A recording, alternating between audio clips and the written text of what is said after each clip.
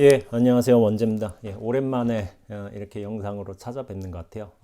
지난 3주간은 제가 송광사에서 있었던 특강, 시타르타와 여시아문에 관해서 이렇게 3부로 나누어서 이렇게 영상을 업로드 했는데요. 이제부터 이제 원재스의 스토리텔링 따로 녹화해서 이렇게 올리도록 하겠습니다. 사실 제가 해제를 하고 나서 약간 좀 바빴어요. 송광사 특강도 있었고, 그리고 제가 법문하고 강연 녹화가 있었어요. 제가 어디로 가지는 않았지만은 이제 수도함에서 이제 이렇게 BTN하고 이제 다른 데 강연을 이제 녹화를 하게 되었습니다. 그걸 이제 준비를 한다고 제가 손님들을 받지를 않았어요. 그리고 준비를 하면 좀 저도 이제 잘 해야 되겠다는 생각이 있거든요. 그래서 좀 철저히 한다고 그랬었고요. 그 외에는 좀 이제 쉰다고 그렇게 해서 좀 너무 빡빡하게 하지 말자라는 생각으로 이렇게 영상 업로드가 약간 늦어지게 되었습니다. 그래도 일주일에 하나씩은 꼭 영상 업로드가 될 테니까요. 그렇게 하면은 1년 동안 이제 일주일에 업로드 하나씩 해가지고 한 주마다 하나씩 들어간다면은 그게 적은 수는 아니에요. 그래도 꾸준히 한번 찍어 보도록 하겠습니다. 오늘은 좀 특별한 영상을 준비를 했는데요. 제가 해제하고 난 뒤에 어떤 보살님께서 노트를 2권 보내오셨어요. 제가 서울 연희동에 사는 이제 강 보살님이라고 그렇게 말씀드리겠습니다. 노트를 보내셨는데 좀 독특한 노트였어요. 원래 이제 안과 전에 저를 찾아오시겠다고 했는데 그게 무슨 연유가 좀 잘 안 됐는지 모르겠는데 제가 안과 들어간다고 못 만난다고 그렇게 말씀하신 것 같아요. 아마 종모수 쪽과 무슨 착오가 있었는지 모르겠지만은 그렇게 해서 당신께서 동안과 기간 동안 제 영상과 글을 보시면서 매일매일의 어떤 글을 쓰신 거예요. 그 글을 쓰신 거를 노트 2권에 걸쳐서 이렇게 보내오신 거예요. 노트가 이렇게 있는데 굉장히 많이 쓰셨어요. 한 권은 제가 저쪽에다 놔뒀는데 아직 찾지 못해가지고 하겠지만은 서울에서 천주교 신자분이신 것 같아요. 근데 제 영상을 보시고서 좀 이제 큰 느낌이 있으셨던 것 같아요. 그래서 영상을 보시면서 그리고 글을 보시면서 한 편 한 편 이렇게 거기에 대한 이제 사색도 쓰시고 당신의 어떤 경험도 쓰시고 느낌도 쓰시고 또한 이제 질문도 쓰셨어요. 그걸 이제 편지 형식으로 쓰신 거예요. 그래가지고 저도 이제 야 내가 이런 영상 이렇게 찍었구나 하는 거를 이렇게 보면서 이제 알게 되었습니다. 카톨릭 신자님이시긴 하신데 이런저런 영상에 관한 수행에 관한 깨달음에 관한 여러 영상들을 보시는 것 같아요. 당신께서 이제 새벽 기도를 하시면서 이런저런 이제 경험도 있으신 것 같고 생각도 있으신 것 같은데 근데 이제 강 보살님께서 당신께서 새벽 기도를 하시면서 이렇게 저렇게 곱씹고 다시 곱씹고 하시는 그런 모습들이 정말 많으셨던 것 같습니다. 그래서 질문도 굉장히 많으셨어요. 근데 이제 제가 그 많은 질문에 왜냐하면 이제 한 페이지당 적어도 한두 개씩 질문이 이렇게 올라왔거든요. 근데 제가 이 많은 질문들에 대해서 어떤 서면식으로 대답하기는 힘들고요. 제가 이제 강보살님께 결론적으로 말씀드리자면은 수도함에 한번 찾아오셔야 될 것 같아요.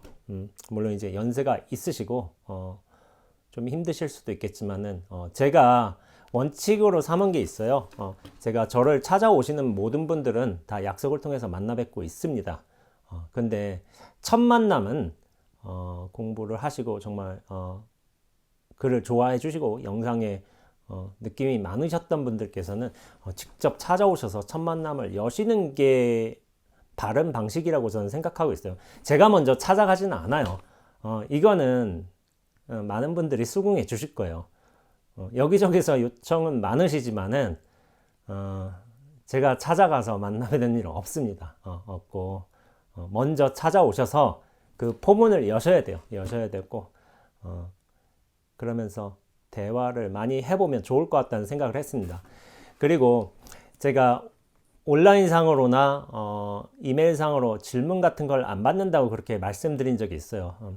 그런데 제가 왜 질문을 안 받는다고 말씀드리냐면은 사실은 질문 내용에 대해서 제가 이런 방식으로 저런 방식으로 대답해 드릴 수도 있어요.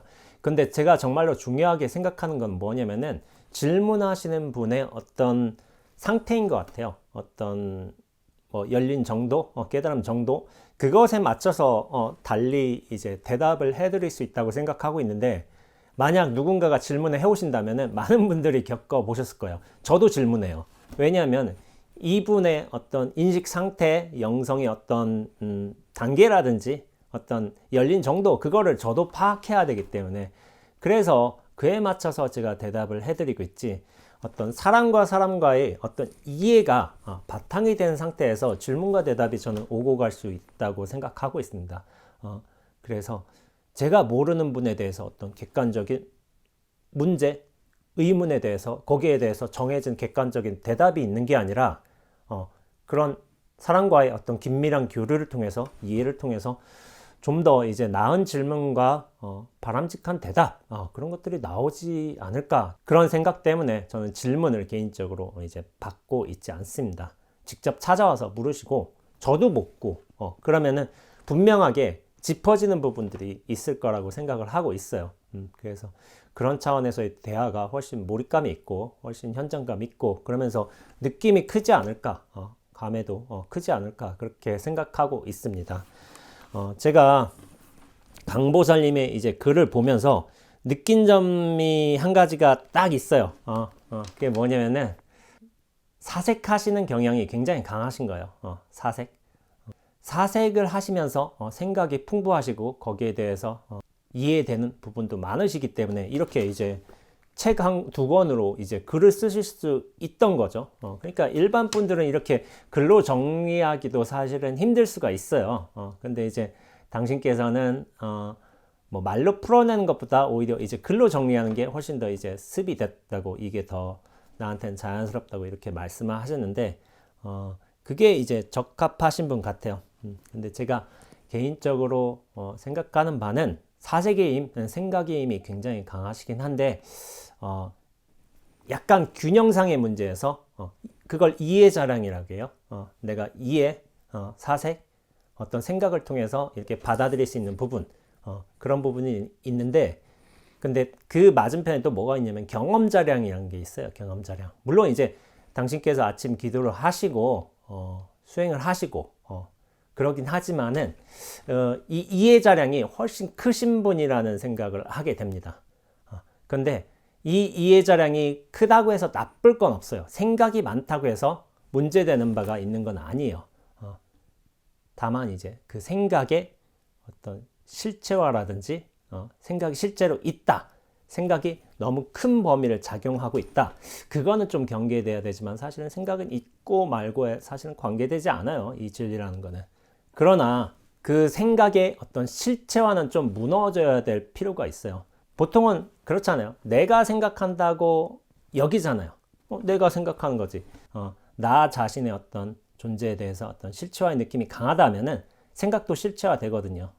그래서 제가 이런 말씀을 종종 드렸어요. 생각에서 한번은 크게 벗어나 보아야 된다라는 이제 말씀을 많이 드려요. 그런데 생각에서 벗어난다는 건 뭘 뜻하냐면은 그 생각의 근원이 되는 나 자신의 실체화에서도 동시에 벗어남을 뜻해요. 제가 종종 이런 말씀을 드려요. 비유로서 드리지만은 제가 눈앞이란 말을 많이 드렸죠. 아마 이 영상을 보시는 많은 분들께서 또 강보살님께서도 눈앞이란 말을 제 글을 통해서, 영상을 통해서 굉장히 많이 들으셨을 거예요. 나란 존재가 강하면 강할수록, 그러니까 나란 존재가 이렇게 클수록 이 눈앞이라는 비중은 굉장히 작게 돼요. 비유적으로 얘기할게요. 뭐냐면은 100이라는 이제 뭐 수치가 있다고 봐요. 나란 존재가 95만큼 있어. 그럼 눈앞은 5만큼의 이제 분량을 차지하는 거예요. 근데 이게 수행을 통해서든 명상을 통해서든 아니면 어떤 종류의 고통과 돌이킴, 사색을 통해서든 이게 좀 줄어든 경우가 있어요. 나의 어떤 중심성, 실체성이 줄어들어요. 그러면 눈앞은 슬슬 늘어나게 돼 있어요. 그래서 이렇게 보통은 수행이란 과정을 많이 거치게 돼요. 그게 일반적인 과정이니까. 그런데 수행만이 눈앞으로 돌아가기 위한 유일한 방법은 아니에요. 수행이 없어도 그렇게 눈앞으로 훅 들어가시는 분들이 계세요. 그건 다 이유가 있습니다. 이유가 있는데 그건 나중에 얘기해 보도록 하고, 그렇게 수행을 통해서 나란 존재감이 슬쩍 넓어지고 실체감도 넓어지면서 눈앞은 슬슬 드러나게 되는데, 이게 역전이 일어나는 상황이 있어요. 역전이. 그러니까 이거를 어떤 종류의 자기 본성을 본다, 공성 체험이다, 일별한다, 그런 식으로 표현하는데, 그런 경험을 제가 말씀드리지만 많은 분들께서 알게 모르게 다 겪고 계세요. 근데 이게 너무 짧다든지 좀 이게 약하다든지 해가지고 이런 신기하네 해가지고 그냥 지나가는 경우가 저는 많다고 보고 있습니다. 그것들이 나의 삶에 어떤 큰 변화를 일으킬 만한 크기로 강도로 오지도 않고, 그것에 대한 이해가 또 이제 바르게 되지 않아서 그것을 이렇게 이제 쓱 지나가다 이제 넘기는 거죠. 근데 이제 이 수행을 하게 되고 수행 과정 방식에 대한 이해를 하게 되면은 이 일별하는 과정, 공성체험 이렇게 눈이 뜨이게 되는 과정을 거치면서 더욱더 수행을 통해서 이 눈앞이 점점 커지는 경우가 있어요. 근데 제가 벗어나려거든 한 번은 크게 벗어나야 된다 얘기를 하잖아요. 작게 벗어나도 사실은 그게 체험이 아니다, 경험이 아니다, 이것이 공성이 아니다 라고 말할 수 있는 건 아닌데, 왜 크게 벗어나는 게 중요하냐면은, 내가 한 번의 경험을 통해 역전을 통해 그렇게 역전을 하게 되면은 그 힘, 눈앞의 힘, 공성의 힘이 크면 클수록 그 나머지 나의 습성, 분별 습성, 실체의 습성을 다스리기가 쉬운 거예요. 그러니까 공성의 힘이 80만큼 커진다. 비유적으로 말하자면 나의 어떤 분별심, 실체의 힘은 20만큼 있다는 거예요. 80이 20을 다스릴 적에 그거를 제어하고 조절하고 할 적에 훈수판다고 할 수도 있어요. 그런 것들의 힘이 훨씬 더 자연스럽고 좀 더 나중에 수월해져요. 이를테면 그런 거예요. 내가 눈앞에 어떤 공성의 힘이 말하자면은 한 20만큼 있다고 쳐봐. 그건 나의 습성이 80만큼 있어. 20이 80만큼을 다시 이제 변화시키고 조정하고 그렇게 훈수파하는 데는 좀 많이 힘들어요. 근데 이제 제 주장이죠. 그 경험이 정말 크려거든 선정의 힘을 좀 닦아야 돼요. 수행을 많이 하셔야 돼요. 근데 수행이라는 게 그런 거예요. 누군가는 이제 수행이 필요하기도 하지만 누군가는 수행이 필요 없는 사람도 있어요. 실제로 수행이라는 경험, 그런 연습 없이도 자기 안목을 열어가는 사람들이 있거든요. 근데 제가 늘상 말씀드립니다. 수행이란 게 좌선을 하루에 2시간, 3시간 한다든지 108배를, 1000배를 그런 거를 하루에 2시간, 3시간 한다든지 그것만이 수행인 게 아니라 뭐냐면은 외부 대상으로 향하지 않고, 그 관심이 바깥으로 향하지 않고 나로 돌아가게끔 만들 수 있다면 그 모든 경험들이 사실 수행이에요. 수행. 그러니까 우리가 고통을 겪는 것도 그래요. 고통을 통해서 도대체 이 고통이 어디서 오지? 하고서 이 고통에 대한 어떤 본질 탐구를 하면 할수록 결국 나에게로 돌아오게 되거든요. 그래서 고통도 어떻게 보면은 수행의 경험이 된 거고, 그리고 그 모든 문제를 나에게로 돌리는 연습이 많이 된 분들이 계세요. 그런 분들은 수행하기에 훨씬 적합해요. 그래서 수행이란 게 꼭 1000배를 한다든지 옴마디반면 연보를 그렇게 하루에 30,000번씩 한다든지 아니면 좌선을 3시간씩 한다든지 그것만이 수행이 아닌 거예요. 그 모든 문제에 관해서 곧장 나로 들어오고 내 마음의 문제로 그렇게 돌릴 수 있다면은 그런 분들은 수행하는 분이에요. 그래서 그런 분들은 그렇게 내가 일생을 그렇게 해왔다. 그러니까 어떤 법문, 진리의 말씀을 한마디 탁 듣고 나서 자기 안목이 확 열리게 되는 경우가 생기는 거죠. 그래서 수행 없이 깨닫는 게 가능한 거예요. 이미 수행을 해오고 있었기 때문에. 그런데 이제 조심해야 될 부분이 있어요.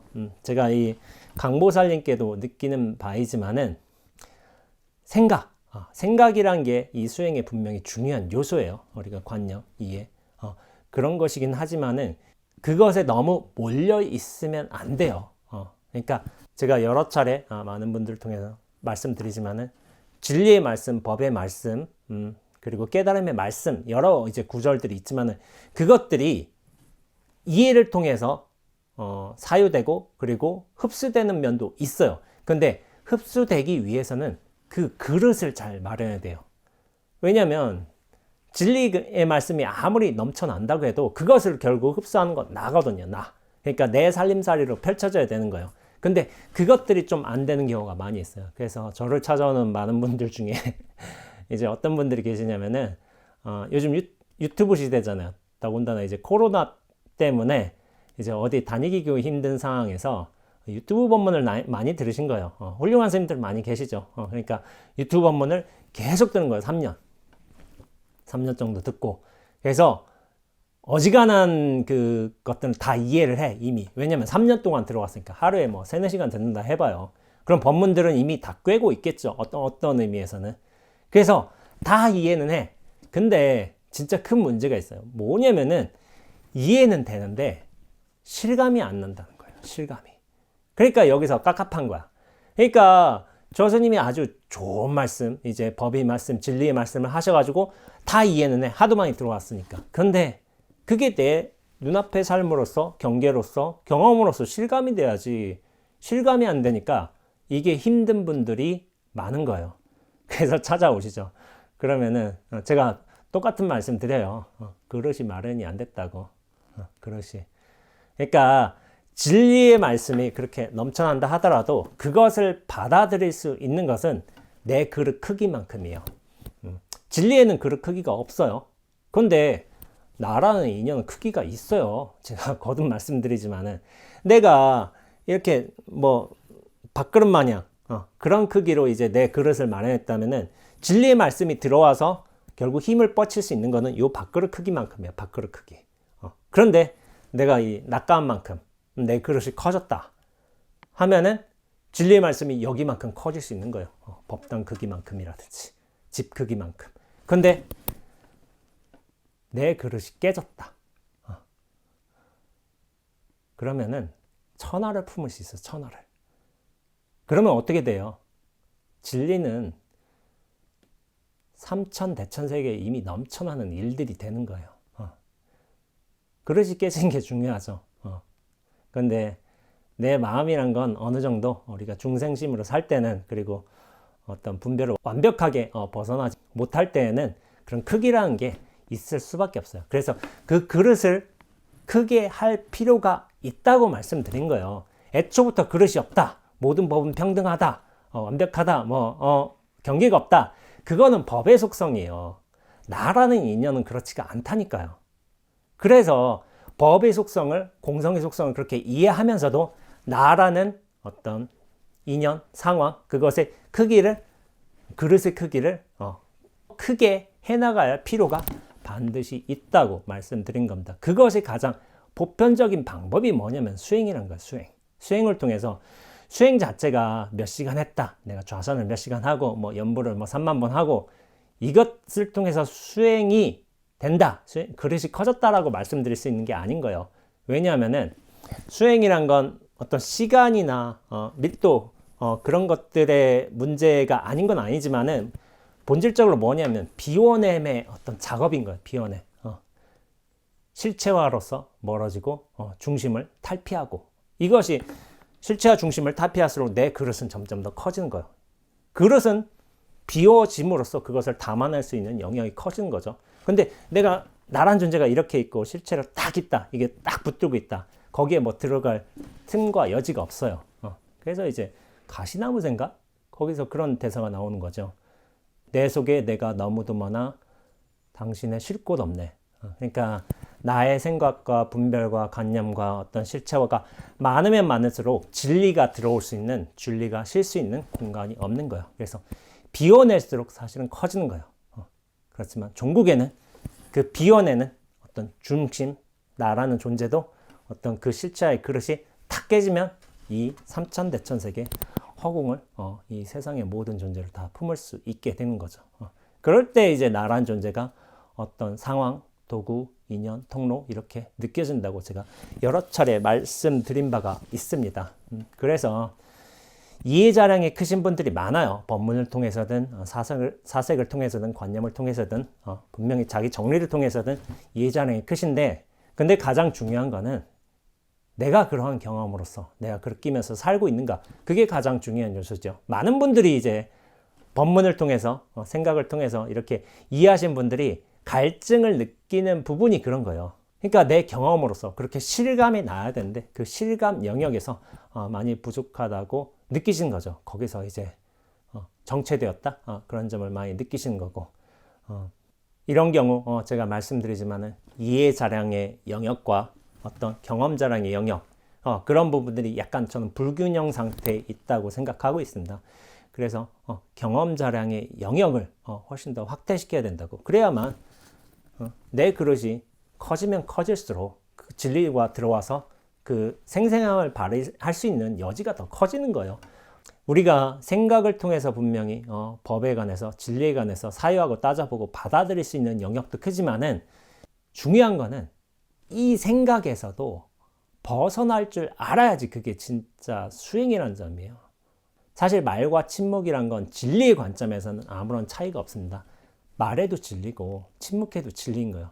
그러나 우리가 나란 존재를 실체로 이렇게 끌어안고 있는 상태에서는 말이 진리에 다가서는 어떤 나의 준비를 더디게 하는 측면이 있어요. 생각이란 영역도 그렇죠. 그러니까 제가 신신명 증도가에 여기 있죠. 여기서 제가 좀 이 내용과 법문과 관련지어서 다룰 만한 구절이 있어요. 읽어볼게요. 신신명 승찬 스님이 쓰신 신신명의 한 구절이에요. 다언다려하면 전불상응이요 절언전려하면 무처불통이니라. 말이 많고 생각이 많으면 더욱더 상응치 못함이요 말이 끊어지고 생각이 끊어지면 통하지 않는 곳이 없느니라. 앞에 나하고 뒤에 나는 달라요. 이거는 말이 많고 생각이 많으면 더욱더 상응치 못함이요 나라는 존재를 가지고 말과 생각으로 그 모든 대상을 다루는 걸 뜻하는 거예요. 그런데 말이 끊어지고 생각이 끊어지면 통하지 않는 곳이 없다고 했어요. 모든 곳에 통한다는 거죠. 말이 끊어지고 생각이 끊어지면 그건 뭐예요? 예, 무아를 뜻합니다. 모든 곳에 통한다. 이건 뭘 뜻해요? 예, 연기를 통해요. 그 실체는 없어요. 그러나 연기로서 그 모든 일들은 벌어지고 있어요. 말이 많고 생각이 많은 것은 중생의 삶이죠. 그러나 말이 끊어지고 생각이 끊어지면서 모든 곳에 통한다. 이거는 각자의 삶, 부처의 삶이에요. 그런데 이것이 통할 적에 나라는 인연, 통로를 거치게 되어 있어요. 그러면서 여기서 모든 보고 듣고 느끼고 생각하는 경계들이 다 펼쳐지는 거죠. 거기에 아무런 장애가 없게 된다는 뜻입니다. 본질적인 차원에서 근원적인 차원에서 진리 차원에서 말과 생각은 문제가 되지 않아요. 그런데 나란 존재에 집착해 있으면 말과 존재는 어떤 진리에 다가서게 하는데 장애 요소가 되는 경우가 많이 있습니다. 그래서 우리가 수행을 할 때는 말과 생각이 물론 중요하기도 하지만은 그것이 충분한 역할을 하기도 하지만은 거기에 매달리거나 거기에 편중되어서는 안 된다고 그렇게 말씀드린 거예요. 그래서 침묵이 어떻게 보면 우리가 중생의 차원에서는 바른 수행의 방식이고 그리고 진리로 다가서게 하는 바른 방식일 수가 있어요. 왜냐하면은 침묵이 그 공성의 속성과 훨씬 닮아있기 때문에 일단은 이 공성을 일별하고 그리고 종국에는 체득해야 돼요. 근데 체득한다고 하는 것은 비어있다, 아무것도 없다 그런 뜻이 아닌 거예요. 앞에 신신명에서도 말했잖아요. 통하지 않는 곳이 없다고. 모든 곳으로 통하게 돼 있어요. 그러니까 이거는 뭐 진공, 묘, 유처럼 뭐 응무수조, 이생, 기심처럼 텅 비어 있어서 그 실체와 근원을 찾을 수 없지만은 묘하게 존재하게 되고 묘하게 그 마음이 드러나게 돼 있어요. 그러니까 무아와 연기라는 건 이렇게 분리돼서 말하는 면도 있지만은 사실 동시적인 작업이란 거예요. 동시적인 일. 근데 이제 어떤 하나의 일에 관해서 분리를 하자면은 무아와 연기 두 가지가 합쳐져 있어요. 이렇게 동전처럼. 동전의 앞뒷면처럼 합쳐져 있고 손등 같은 거예요. 그러니까 이건 손이잖아요. 손인데 이거 분리해서 말하자면 이건 손바닥이고 이건 손등이잖아요. 그러니까 무화와 연기가 이 손으로 합쳐져 있다는 거예요. 그렇게 이해를 해야지 맞습니다. 우리가 생각을 통해서 진리에 대해서 숙고를 하고 많이 받아들일 수 있지만은 근데 정말로 중요한 건 생각 아닌 것도 알아야 돼요. 우리가 나란 존재를 이렇게 끌고 다니고 여러모로 이제 부리면서 살고 있지만 나가 아니란 것을 알아야 되는 거예요. 그래야만 우리가 진실되고 온전한 삶을 살 수 있는 거죠. 선이라는 단어가 있잖아요. 참선할 때 선. 근데 선이라는 단어가 분자 이렇게 나눠서 보면 어떻게 되냐면은 보일시와 혼단이라는 단어로 나뉘게 돼요. 혼단 하나가 보인다. 그건 거예요. 그러니까 이게 하나가 뭐겠어요? 어떤 숫자 하나가 아닌 거예요. 진리 하나예요. 진리 하나. 하나가 보인다. 어떤 두 개가 보인다의 그런 하나가 아니라 진리겠죠. 그러니까 이런 생각이 나네요. 단일성이라고 시타르타에서 그렇게 고타마가 그렇게 단일성이라고 표현을 했어요. 근데 제가 이거를 어떻게 해석했죠? 전체성이라고 했어요. 전체성. 그리고 또한 제가 흔히 말하는 대로 눈앞이라고 했어요. 눈앞. 눈앞과 이 전체성. 그것들이 보이는 게 그게 선인 거예요. 선. 그런데 제가 눈앞에 관해서 항상 말씀드릴 적에 이런 말씀을 많이 드렸어요. 사람들이 눈앞을 보려고 눈앞을 인식하려고 그렇게 무던히 애를 쓰고 원재 선생님이 저런 말을 하니까 분명히 뭔가 있겠지 하지만 좀 힘들다는 거예요. 이게 눈앞을 어떻게 해야 되냐고. 근데 제가 거기에 대해서 항상 이런 말씀을 드려왔던 것 같아요. 그게 힘든 이유는 뭐냐면은 내가 눈앞을 보려고 하기 때문인 거예요. 근데 바른 의미로서 어떤 눈앞을 본다는 건 그게 뭐냐면은 내가 눈앞을 보는 게 아니라 눈앞이 나를 보는 거예요. 그게 바른 의미의 본다의 의미인 거예요. 근데 그게 보기 힘든 이유는 그렇죠. 나란 존재가 실체로 있어요. 실체로. 실체가 엷어질 적에 눈앞에 텅 빈 공성과 이렇게 만날 수가 있는데 그것이 엷어지지 않은 상태에서는 만나기가 힘들어요. 그리고 눈앞과 정말 제대로 만난다면 그때는 나를 본다라고 표현하지만 나라는 인연과 조건과 상황이 드러나게 된다는 것을 제가 이런 식으로 표현한 거예요. 제가 눈앞으로 사세요란 말씀 많이 들으시잖아요. 근데 눈앞으로 내가 산다가 아니라 눈앞으로 나란 인연과 조건을 통해서 그 모든 경계들을 경험들을 겪어가며 산다라는 뜻이에요. 사실은. 예, 그렇게 선이라는 게 보일시 혼단 하나를 제대로 보아야 된다. 그런데 그것은 전체를 보아야 된다는 뜻이지 그렇게 숫자로서의 하나가 아닌 거예요. 여기서 만법길 일기하처라는 한번 공안에 대해서 한번 말씀드려 볼게요. 이게 선사들의 대화에서 많이 나와요. 만법은 하나로 돌아가는데 하나는 어디로 돌아가느냐 그런 공안인 거죠. 그러니까 거기에 대해서 이제 스승이 제자한테 물은 거예요. 야, 만법은 하나로 돌아가지? 근데 하나는 어디로 돌아가? 하지만 보통 이제 대답을 해야 되는 분들이 뻥져가지고 만법은 진리 하나로 공허 하나로 다 돌아가지? 그럼 그 공허 어디로 돌아가? 라고 하지만은 거기에 대해서 딱히 생각이 막혀가지고 말할 만한 구석이 없는 거예요. 그러면 만법길 일기야처에 대해서 어떻게 얘기를 해야 되겠어요? 만법이 공으로 돌아간다 쳐봐. 그런데 공은 돌아갈 데가 없잖아요. 그러면 어떻게 얘기를 해야지 맞겠어요? 만법이 하나로 돌아가면 일은 만법으로 돌아가게 돼 있어요. 제가 말씀드리자면은 만법이 하나로 돌아가게 돼 있으면 이 전체로 돌아가게 돼 있으면은 이 전체는 또한 만법으로 돌아가게 되어 있습니다. 이게 뭐냐면은 색 즉시 공이고 공 즉시 색의 돌이에요. 돌이. 아까 전에 말씀드렸잖아요. 손이라고. 그러나 손바닥이냐 손등에 손등이냐 이 두 가지의 문제일 뿐이에요. 그러나 손등도 손바닥도 결국 손의 일인 거예요. 손의 일. 손. 그걸 숫자 하나로 보면 안 돼요.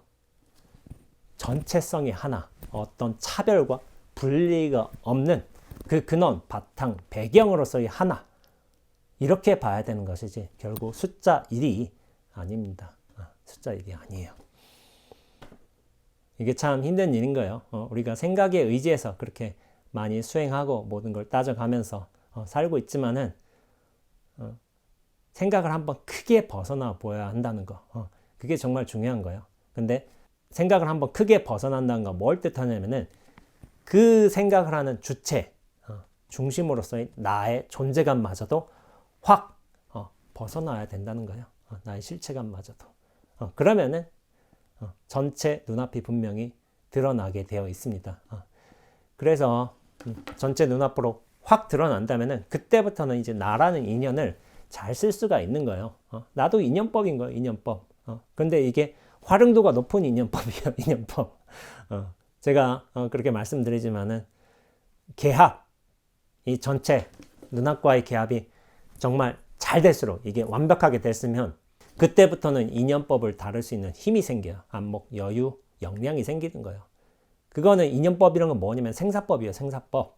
근데 이게 개합의 정도가 크면 클수록 생사법을 생에도 흔들리지 않고 사에도 집착하지 않으면서 생사법을 잘 굴릴 수 있는 여유가 생기는 거예요. 여유가. 그게 진정한 의미의 지혜입니다. 지혜. 아는 거 지혜. 그런 거 아닌 거예요. 이 생사법을 잘 굴리는 거, 인연법을 잘 굴리는 거. 그 중에 가장 큰 인연법인 나를 잘 굴리는 거. 그게 정말 중요한 지혜인 거예요. 그래서 용이라는 게 중요한 거예요. 쓰임, 활용. 머무는 바 없이, 집착하는 바 없이 그 모든 생사와 인연을 부릴 줄 아는 거. 그게 진정한 의미에서의 지혜이기 때문에 이 용을 잘하면 잘할수록 그 역량이 크면 클수록 훨씬 큰 지혜를 부릴 수 있는 거예요. 근데 이거는 개합이 잘 돼야 돼요. 예, 우리 강 보살님께서 이게 이 에고를 어떻게 다스려야 되느냐 뭐 그런 질문도 하셨어요. 이렇게 책 노트 중에. 근데 에고를 다스려야 한다는 생각을 하는 것도 사실은 에고잖아요. 그러니까 이 생각이잖아요. 이 생각에서 한번 크게 벗어나 보시는 게 정말 중요하다. 그러기 위해서는 나의 그릇을 크게 넓혀야 돼요. 그런데 그 그릇을 크게 넓히는 거는 생각을 크게 멈춰야 된다는 거예요. 생각이 부족하신 분은 아니에요. 사색도 충분하시고. 그러나 제가 부족하다고 느끼는 부분이 있다면은 절언절려하는 거, 그리고 말이 끊어지고 생각이 끊어지는 거, 그 자리에서 정말 큰 힘이 역량이 나올 수 있다는 것을 제가 말씀드리는 거예요. 그렇기 때문에 좀 더 고요의 시간, 침묵의 시간, 그런 수행을 통해서 나의 어떤 근원으로 돌아가는 수행을 꾸준히 하시면 되지 않을까 싶습니다. 그리고 앞서 말씀드렸지만은 한번 찾아오시는 게 좋습니다. 그러면 제가 이 보살님의 상황에 따라서 어떤 종류의 제가 조언도 해드리지 않을까 싶어요. 그리고 사람 만나면서 느끼시는 게 많을 거예요. 실질적인 이제 대화를 하면서 바로바로 이제 소통을 하면서 그런 부분들이 많을 테니까 직접 만남을 통해서 한번 당신도 한번 점검해 보시고 한번 저를 겪어 보시고 하는 것도 좋겠다는 생각을 하고 있습니다. 그러니까 수도암 종무소에 전화 거셔서 약속을 잡으시고 하루 찾아오시면 좋겠다는 말씀을 드리면서 오늘 좀 특별한 영상이었죠. 이렇게 노트 2권으로 한 권 좀 찾아야 됩니다. 노트 2권으로 이렇게 정리하셔가지고 당신의 일기, 수행 일기를 쓰신 거예요. 참, 그러나 제가 이해 자량과 경험 자량 중에 경험 자량으로서의 어떤 그릇의 크기를 넓히는 게 중요하지 않을까 이런 조언을 드리면서 이번 영상 마치도록 하겠습니다. 예, 들어주셔서 감사합니다.